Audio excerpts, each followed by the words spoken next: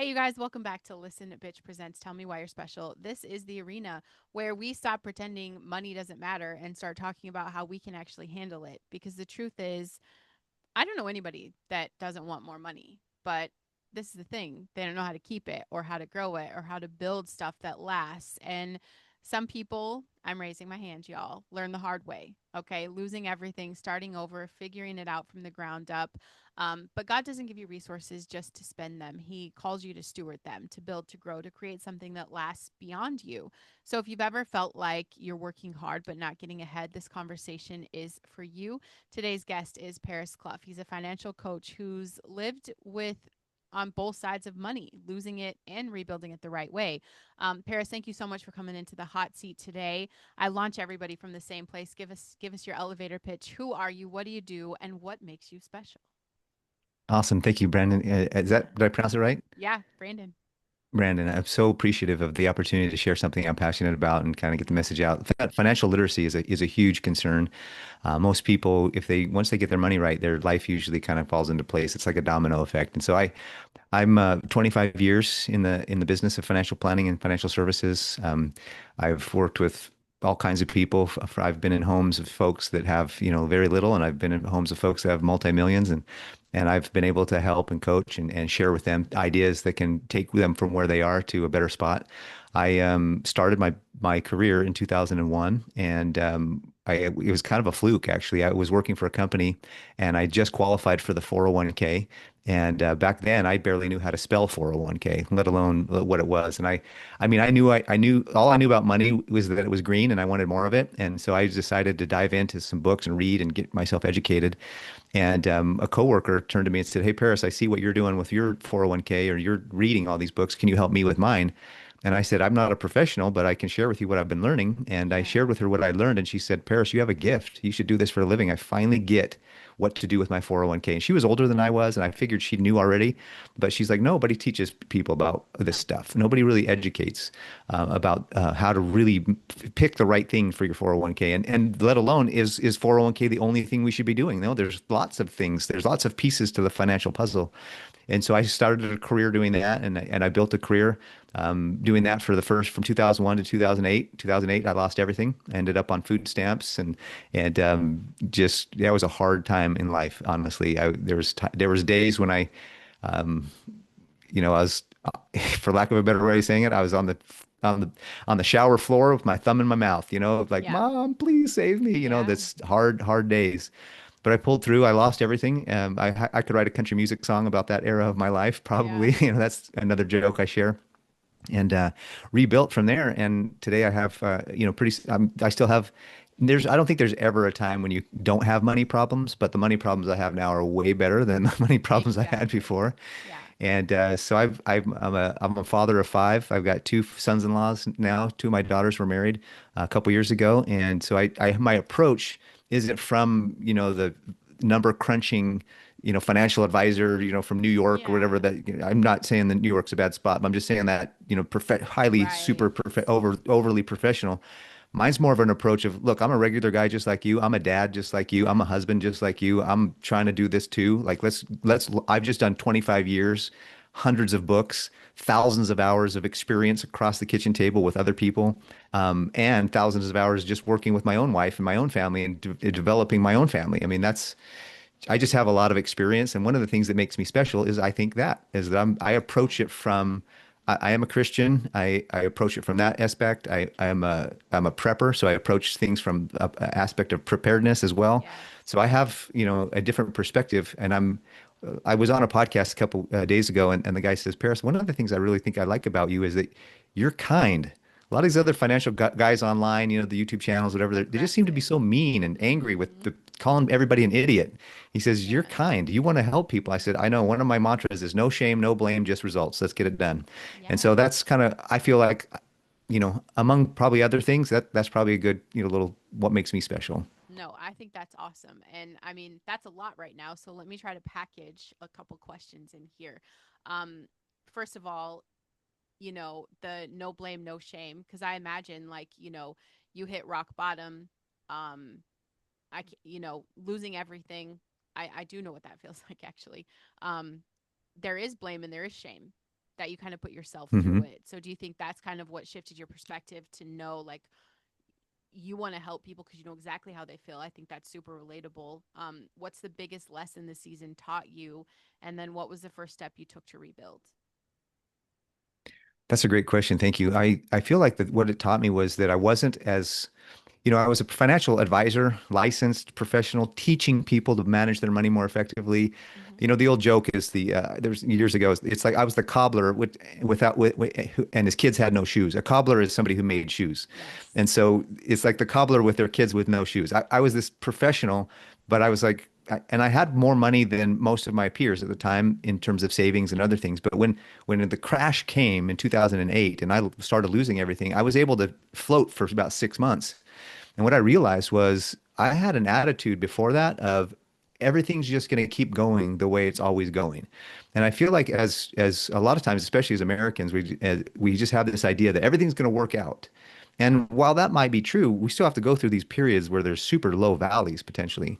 Yeah. And so what I decided to do coming out of that was like I had this attitude of everything's going to keep going, my income's going to keep going great, so I can buy money, I can buy all these things on payments, and I'll be okay. I can borrow and I can Yeah. because I'm going to be okay. My income is going to keep going. And then when my income stopped, and I was the reality of, man, I don't have the reserves that I thought I did, Yeah. and months and months keep going, and the bills keep coming, and the money keeps draining, and I'm like, I can't catch up. And so from that point, I realized, you know what? I'm going to build differently. I'm going to come back. I'm going to be more strict with my spending so that I know where it's all going. I Mm-hmm. just really track that very carefully now. And one of the other things I did was like, I'm going to be much more conservative. You know, I feel like money really should be boring. Like you Yeah. don't want your money to be exciting on this roller coaster. You want your money to be boring. You want to be able to count on it. You want to Yeah. be able to open up the bank account and say, "Okay, it's still there." So Yeah. I just feel like rebuilding back. I was like, I just need to be more centered on and intentional with my money rather than, oh, I can buy anything I want because I always have this income. Well, no, I don't always. You may not always have that income. So you need Yeah. to be I feel like more conservative and, it's not fun. It's not sexy to, Nope. have, index funds or savings accounts. Yeah. We want the sexy stuff. Like, what's the Yeah. Bitcoin? I want to go into the moon. We Yep. want all these things. And it's Yeah. not, I want to buy the fast car and the bigger rims and the better stereo Yeah.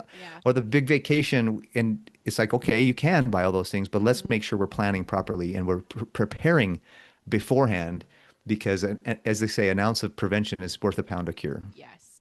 I love this so much. And you guys, I told Paris I get excited because I'm excited to learn from the conversation. I already know because I've been through not the greatest with money, but that perspective that you're saying, it just reminds me of like my current life, right? Like losing weight, working out, actually doing the right thing. Very boring, very unsexy. I eat the same shit every single day. Like on my plate, Hmm. everything is the same.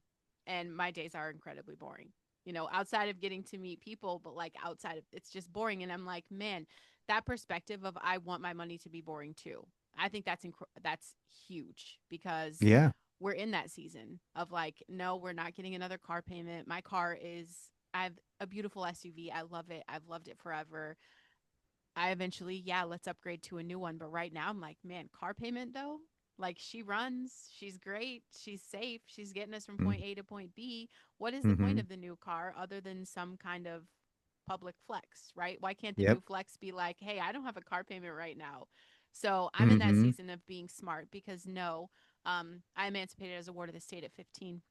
No one taught me about money, honey. Like I didn't even know IRA Right. was a thing until last year, okay? And I'm 46 years old. So Right. there's a lot I did not know, and now it's just a lot of course correction, right? Cuz Mm-hmm. we had the big money. We got brand new motorcycles. We got all the fancy stuff. Like we did all the cool things, and now I'm like, yeah, wow. What, let's reverse, let's back up. Let's make money Mm-hmm. boring. Oh, I love that perspective. Yeah. I So, mean, it's fun to have stuff, don't get me wrong, yeah, but I feel like when you buy a bunch of stuff, now you've enslaved yourself to the exactly. payment of that stuff. And Yep. so now you're on the hamster wheel, the treadmill. And I love the analogy of fitness. I actually competed years ago in Yeah. fitness challenges. So I work out. And one of my I was actually going to call my company Fiscal Fitness because, Nice. or fiscal, because fiscal is the financially related Yep. word. And we eat wrong, Yep. we get fat, we Yep. spend incorrectly because we're trying to buy stuff to impress people that don't care about us. Yeah. And like and then at the end of the day, we're like, why did I buy that? I would rather have the money than the thing at this point. And Yes. so that's where I'm like, I, the whole, here's what I think honestly is Yeah. there's PhD level marketing experts that are working diligently that understand human behavior that trying to get you to give you their money or Exactly. give them your money, sorry. Yeah. And Yeah. so these guys are masters of human behavior and human Hmm. psychology. And you're just sitting there on the couch, pushing the button or swiping through your phone. Oh, I'm going to buy this. Oh, Yeah. you walk through the grocery store. You don't realize that they put the color of the box on the bright level, eye level, so that you buy it more readily. I mean, these Yes. guys are professionally trained to get you to Yes. separate your money, and we need to have a defense against that. Yes. Stop buying now and paying later, and let's start saving now. Like 15 for the last 50, I lost everything in 2008. I kind of rebuilt. I paid off all my debts. Like tens of thousands of dollars were paid off in like 2 or 3 years, Yeah. and then I started to rebuild. And when I rebuilt, I have not paid interest on a credit card. I think I paid one time actually, where I made a mistake and I sent it off late, but I have not intentionally paid interest on a credit card in 15 years. That's And amazing. what I do now is, and my wife bless her soul, she says, Paris, sometimes it's hard to save up first and then buy with money we have in Yeah. savings. I'm like, yeah. But if Hmm. everybody turned the corner on that, Hmm. if we saved first and bought money from savings, Yep. like if the money was already there for the thing you wanted to buy, you'd never have guilt of, Hmm. the buyer's remorse. Yep. You'd never have the shame of, oh man, I shouldn't have bought that because you would have saved that money first and you would have had the time to think about, do you really want it?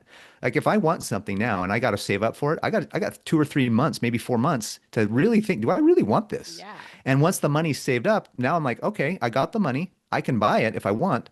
But you know what? Most of the Something time you better came don't. out Yes. and you don't need it. And you realize I didn't Yes. really need that, but I have the money still saved, which is now it's ready for the next thing that you really do need or want. Yeah. And so that's kind of my philosophy is like let's not swipe the card.